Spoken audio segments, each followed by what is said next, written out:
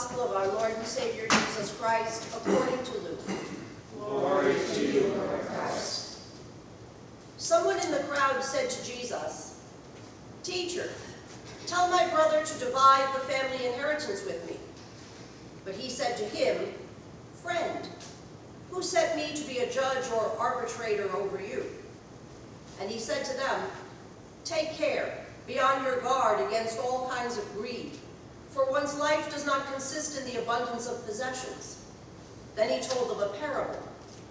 The land of a rich man produced abundantly, and he thought to himself, "What should I do, for I have no place to store my crops?" Then he said, "I will do this. I will pull down my barns and build larger ones, and there I will store all my grain and my goods. And I will say to my soul, 'Soul, you have ample goods laid up for many years. Relax, eat, drink, be merry.' But God said to him, 'You fool, this very night your life is being demanded of you, and the things you have prepared, whose will they be?' So it is with those who store up treasures for themselves, but are not rich toward God." This is the gospel of the Lord. Praise to you, Lord Christ.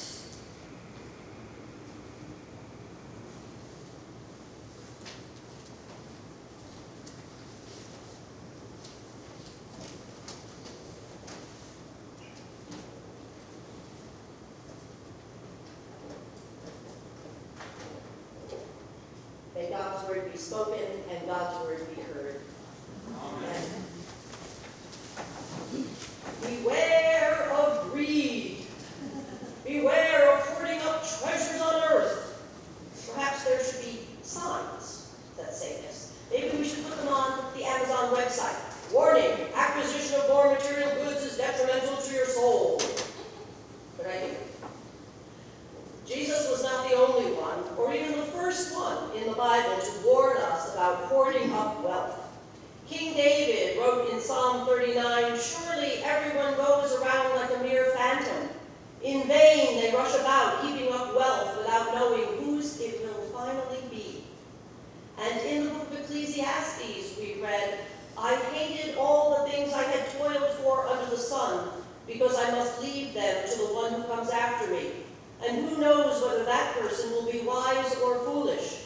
Yet they will have control over all the fruit of my toil, into which I have poured my effort and skill under the sun. This too is meaningless." Jesus himself gave this warning more than once. Greed is a deadly sin.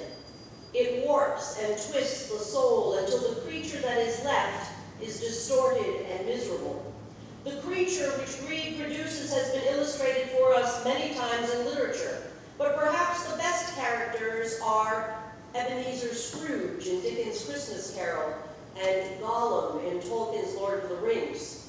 In both cases, the character turns inward from a desire to have more or all of what they desire, and that turn brings them to a dark and lonely place. Ultimately, it leads them to their death and the loss of the very thing they so desperately desired. We know these stories well. So what could this morning's gospel possibly have for us that is new and different? Once again, if we look carefully at the beginning and the ending of this passage, we find that the story about greed and its consequences is only part of a larger lesson. Someone in the crowd asks Jesus to tell their brother to divide his inheritance with them. This person is anonymous. We know nothing about him or her. Are they already rich? Or are they poor and struggling? Is the inheritance money, land, sheep, grandma's pottery? Is the brother present in the crowd? Is perhaps the brother one of the 12 disciples who left their inheritance unattended to go and follow Jesus? We don't know, and any one of these facts could change how we perceive the question. Jesus responds by saying, "Friend, who set me to be a judge or an attorney over you?" He calls this person a friend. So what follows is not an injunction against this person. He isn't accusing them of being greedy. That Jesus responds by clarifying his own role in this situation shifts the meaning of the story and the final comment that follows. Jesus is telling us and showing us that he did not come into the world to condemn the world, but that the world through him might be saved. He is neither a judge nor a lawyer. We cannot go to him in prayer and ask him to enforce the rules, not even the rules that he taught. Jesus, tell my brother to. Jesus, tell my sister to. Jesus, tell my kids to. Tell my parents to. You can fill in the blank. Isn't this reminiscent of the story of Mary and Martha? Tell my sister to do what I'm doing? Don't we actually do this? Don't we tell Jesus to fix someone else? Make them more Christian, get them to follow the rules, make them do what he teaches?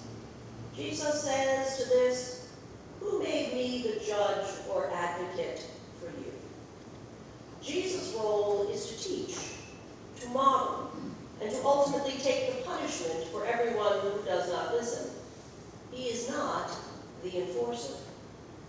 So when Jesus tells this story about a foolish man who stores up everything for himself, it is more likely that the lesson about greed is directed toward the brother. Jesus won't arbitrate between the two, but he will back his own teachings about caring for others and being generous. In the story, the man was not bad. He was being prudent. He was a good farmer. He was preparing for the future. Jesus is not condemning what he did, only pointing out what he omitted. He did not do justice. He did not love kindness and mercy. He did not walk humbly with his God. Being rich toward God, that is what he omitted. That is what Jesus will judge. He reminds all the brothers out there of the final judgment, when our souls will be judged on how rich they are toward God.